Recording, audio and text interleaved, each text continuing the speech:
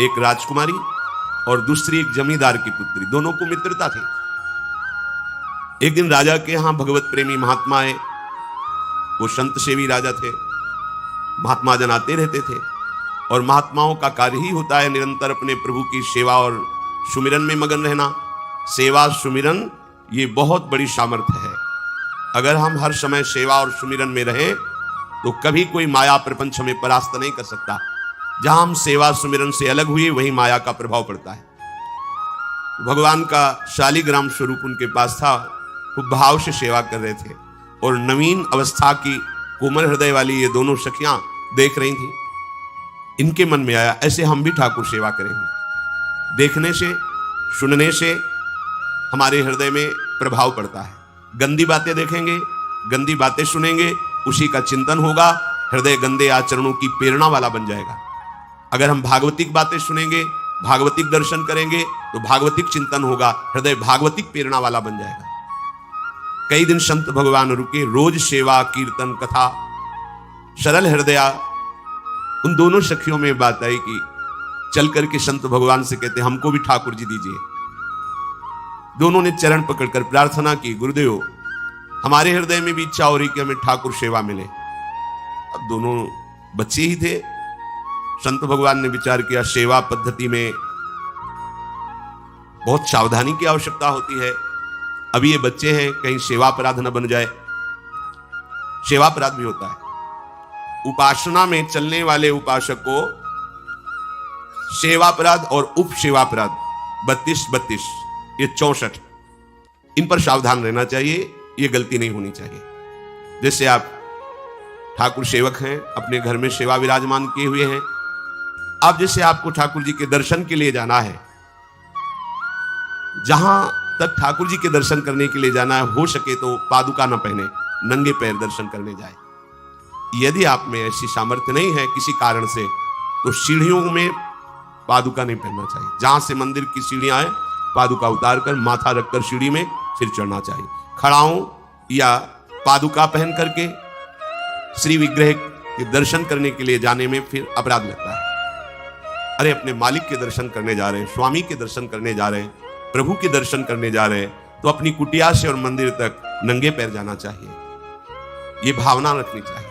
भरत जी जा रहे हैं प्रभु के दर्शन करने के लिए, अयोध्या से पैदल ही चले थे, तो सुकुमार चरणारविंद तो बड़े बड़े फफोके छाले पड़ गए थे। वशिष्ठ जी ने देखा, सबने मिलकर भरत जी से कहा पालकी पे बैठ जाइए। तो उन्होंने कहा हाँ, मेरे प्रभु यहां नंगे पैर चले हैं और मैं पालकी पे बैठ जाऊं? उचित तो यह है कि अपने प्रभु के दर्शन के लिए मैं जा रहा हूं, तो जहां जहां प्रभु के चरण पड़े वहां मेरा शीश पड़े, अर्थात सिर भर जाऊं। उचित असमोरा सप्ते सेवक धर्म कठोरा, यहां मैं सर के बल चल के जाऊं, पर असमर्थ हो।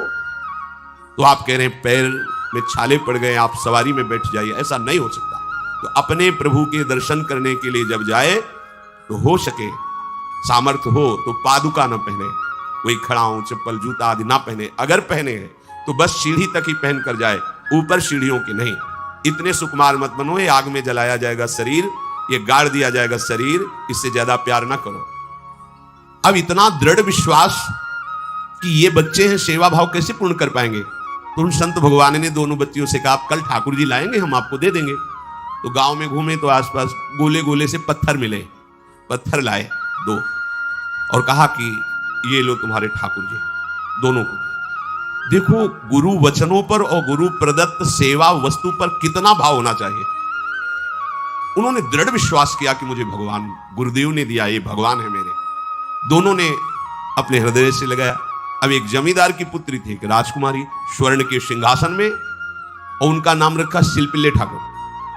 शिल पत्थर, तो उनका तुम्हारे ठाकुर का नाम शिलपिल्ले गोविंद है। दोनों सिंहासन पर रखकर आराधना कर दी। भाव प्रतिपल बढ़ता गया, नाम निरंतर जप। गुरु प्रदत्त ठाकुर पर विशेष चमत्कार हृदय में प्रकट होता है यदि उन्हीं की नियमावली से चलो। अपने मन से बाजार से खरीद लाए, विराजमान किए हैं, कभी सेवा की कभी नहीं की, वो भी अच्छा है, कम से कम भागवतिक भाव तो है। लेकिन सिद्धि जो प्राप्त होती है वो गुरु कृपा से, गुरु प्रदत्त ठाकुर से। जैसे धन्ना जी को भांग के बट्टे में ठाकुर जी प्रकाशित हो गए, गुरु प्रदत्त। अब ये सखियां जब बड़ी हुई तो इनके ब्याह की बात हुई। तो जो राजकुमारी थी, उनका राजकुमार से किसी से ब्याह तय हुआ, ब्याह हो गया। अपने माता पिता से जब विदाई ली तो अपने ठाकुर जी को जो सिंहासन में थे, सिंहासन से एक सुंदर पेटी में से और गोद में रखा, और अंदर ही अंदर जल रही है कि प्रभु मैंने प्रीतम आपको माना है, संसार के व्यवहार में ये प्रीतम बना हुआ है, पर प्रभु हमारे प्रीतम दो नहीं हो सकते, हमने हृदय से आपको माना। इसी विचार में वो बड़ी उदास है। पहले पालकियों में ऐसा राज सैनिक चल रहे हैं, पालकियों में वो बहू जा रही है और राजकुमार घोड़े पर। राजकुमार बार बार पालकी के समीप जाता, दर्शन करने की इच्छा होती है ना, तो उदास देखता, मन में बड़ी गिलानी हुई। उसने कहा, एक नदी थी, उसने कहा यहां हम थोड़ी देर विश्राम करना चाहते हैं, राजकुमारी की पालकी रखी जाए और सैनिक दूर खड़े हो। तो राजकुमार वैसे ही आज्ञा हुई। तो बात करना चाहते हैं, पर वो ना देखती है और ना बात करती है, और इतना सुंदर रूप, क्योंकि ब्रह्मचारिणी और भगवत आराधना। अब उसके हृदय में जलन हुई कि ऐसा क्या है जो हमसे बात नहीं कर रही। बस बार बार ऐसे पिटारी खोल के ऐसे ठाकुर जी को देखती। नाम जप और सेवा के प्रभाव से वो सिल नहीं रह गया था, वहां उसको सांवरे श्याम सुंदर की झांकी मिलती थी। जब अपने शिल्पिल्ले ठाकुर जी को देखती तो ललित त्रिभंगी श्री लालजू महाराज श्याम सुंदर दिखाए, अत्यंत आसक्ति। गुरु प्रदत्त किसी भी शब्द में, किसी भी वस्तु में दिव्यता होती है, बस हमारी भावना होनी चाहिए। अरे बोले ये हम नहीं दे सकते, ये गुरु प्रदत्त है, नहीं हम प्राण दे सकते, लेकिन ये नहीं। जिसका गुरु वचन पर, गुरु प्रदत्त वस्तु पर, गुरु प्रदत्त ठाकुर पर दृढ़ निष्ठा हो गई, वही सिद्ध हो जाता है। अब उसने समझ लिया कि पिटारी में जो कुछ है यही हमारे और राजकुमारी के बीच में बाधा है। दो चार दासियों को बुलाया और कहा इनको बातों में उलझाओ, पिटारी पीछे हमें दो। और प्रवीण दासियां उनको विनोद भाषा में, हंसी मजाक में बात, लेकिन वो उदासीन। धीरे से गोद में पेटी थी, ले ली, हम लिए हुए हैं, आप बातचीत में सारा, और पेटी उनको दे दी। राजकुमार ने राजकुमारी से कहा यही पेटी तो हमारे आपके बीच में बात, फेंक दी नदी में। अब तो जो उसके हृदय में पीड़ा हुई, भारी व्याकुलता। अब राजकुमार है, सैनिकों के साथ तुरंत पालकी उठवाई, मैं ले गया, पर वो आसक्त है, इतनी सुंदर राजकुमारी, क्योंकि भागवतिक तेज से संपन्न में आकर्षण होता है। राजकुमारी ने कहा यदि हमारे ठाकुर नहीं तो मैं नहीं, आज से अन्न जल त्याग, प्राण त्याग दूंगी अगर हमारे ठाकुर जी हमारे समीप नहीं तो। आज से अब एक बूंद पा, कैसे पिए, अपने ठाकुर को भोग लगा के पाला है और ठाकुर जी फेंक दिए गए। भारी व्याकुलता, जैसे मीरा जी कहते दृश्य बिन दुख न लागे नहीं, ना रात में नींद है न दिन में अन्न जल है, व्याकुलता। अब भयभीत हो गया राजकुमार। पूरा महल इस विषाद से हो गया कि अगर नवीन राजकुमारी प्राण त्याग देती है तो क्या होगा लोक समाज में, कि अभी नवीन राजकुमारी गई, ये लोग ऐसे निर्दयी हैं कि ऐसा व्यवहार किया कि उसने प्राण त्याग दिया। राजकुमार घुटने में आ गया, घुटने टेक कर राजकुमारी से कहा मैं तुम्हें दुखी नहीं करना चाहता, पर मैं तुमको छोड़ भी नहीं सकता। अब हमें आप वो उपाय बताओ जिससे आप मुस्कुरा दो, आप प्रसन्न हो जाओ। तो उनका, हम अपने ठाकुर के बिना जीवित नहीं रह सकते, यदि आप हमें जीवित देखना चाहते तो हमारे ठाकुर जी ला के दो। हमारी भागवतिक निष्ठा ऐसी होनी चाहिए कि जो गुरुजी ने मंत्र दिया है, जो गुरुजी ने उपासना दी है, उसमें दृढ़ विश्वास होना चाहिए। हमारे अंदर किंचन मात्र फिसलाव नहीं होना चाहिए। और आगे जो महामहिम सूत्र है, जब तक हमारा मन प्रभु में समर्पित ना हो जाए तब तक पाप होने की संभावना होती है, बड़े बड़ों से चूक हो जाती है। इसमें यह नहीं कहा जा सकता कि हम इतने वर्ष से साधन में लगे, हमसे चूक नहीं होगी, ये तो भूल जाना। बड़े बड़ों से चूक करवा देना माया का कार्य होता है, पर जिनका मन प्रभु को समर्पित हो गया है उनसे चूक नहीं हो सकती।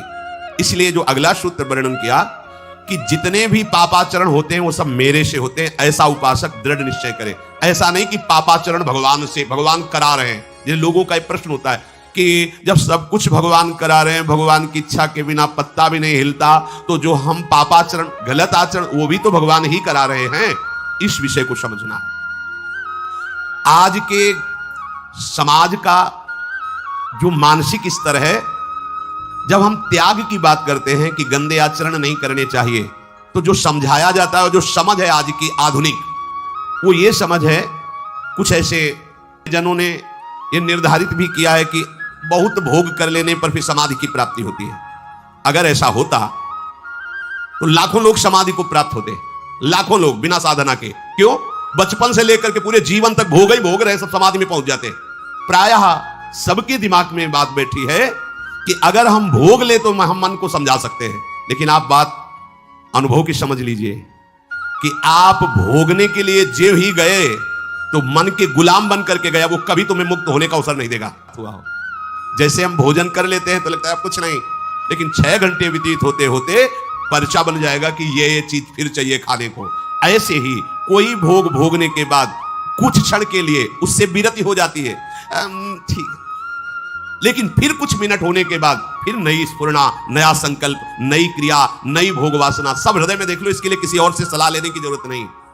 इसलिए ये जो संतों का मत है, शास्त्र का मत है कि भोगों के भोगने से भोग वासना दृढ़ होती है, कामना बढ़ती है, ना कि शांति मिलती है। लेकिन आधुनिकता में भोगों को भोगने से शांति मिलती है, ऐसी धारणा बनी हुई है, और ये गलत है। और ये इतनी गलत हो जाती है कि हम हत्या करने लगते हैं, हिंसा करने लगते हैं, पूज्य जनों के साथ दुर्व्यवहार करने लगते हैं। आज तक भोगों में इति नहीं हुई। देवयानी जी भगवान शुक्राचार्य जी की पुत्री हैं। वो इतनी सुंदर हैं कि कोई अप्सरा भी उनसे होड़ नहीं कर सकती, क्योंकि भगवान शुक्राचार्य की पुत्री जितेंद्री, पवित्र, भगवद आराधन संपन्न। बड़ा प्रसंग है, उसको ना लेते हुए हम सारांश में बता रहे।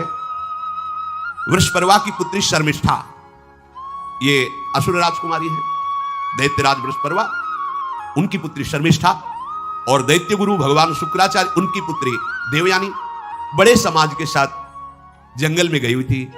एक बड़ा दिव्य सरोवर था, तुलसी में सब राजकुमारियां स्नान कर रही थी। अचानक वहां से कोई महात्मा निकले तो जल्दी में सबने वस्त्र धारण किए। तो शर्मिष्ठा के वस्त्र देवयानी ने और देवयानी के वस्त्र शर्मिष्ठा, वो महात्मा निकल गए। वहां कोई उनको टिकना तो था नहीं। देवयानी ने देखा कि मेरे पवित्र वस्त्र, देवयानी ने वस्त्र धारण नहीं किया शर्मिष्ठा, जो महात्मा चले तो देखा कि हमारे वस्त्र राजपुत्री शर्मिष्ठा धारण किए। तो उनका तुझे पता है मेरे वस्त्रों को स्पर्श करने का भी तेरे को अधिकार नहीं, तूने धारण कैसे कर लिया? तो उनका ज्यादा मत बोल, इतना गुमान करके मत बोल। जैसे सब सेवक पलते हैं मेरे महाराज से, ऐसे तेरा पिता और तू भी मेरे महाराज के द्वारा ही पोषित है, क्योंकि वो तो राजा है, सारी सेवाएं वही देते हैं। ऐसा नहीं बोलना चाहिए, क्योंकि गुरु पुत्री है, आचार्य पुत्री है और सम्माननीय है। पर ऐसा वो बोल गई शर्मिष्ठा। देवयानी ने कहा तुझे पता है अगर मेरे पिता की दृष्टि बदल जाए तो 2 मिनट में देवता तेरे पिता सहित संपूर्ण राज्य को नष्ट कर देंगे। मेरे पिताजी के भय से ही देवता आक्रमण नहीं कर। शुक्राचार्य मंत्रवेत्ता है। ज्यादा बात बढ़ गई तो राजकुमारी का शासन चलता है। उसने कहा इस गुरुपुत्री को उठाकर कुएं में डाल दिया जाए, और उस समय वस्त्र धारण नहीं की हुई थी, उनको उसी स्थिति में डाल दिया गया और वो चली गई। उसी समय शिकार खेलने के लिए महाराज ययाति चक्रवर्ती सम्राट